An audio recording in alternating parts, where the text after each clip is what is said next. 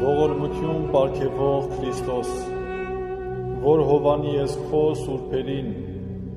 և սիրով ու քաղցրությամբ ես նայում բոլոր արարածներին,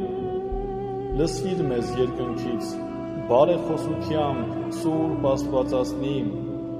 և սուրբ նահատակների, ովքեր նահատակվեցին հայոց ցեղասպանության ընթացքում հավատքի ու հայրենիքի համար։ Իրենց արյամբ վկայեցին ճշմարիտ հավատքը, հանուն քեզ հանձն առան մահը, ուստի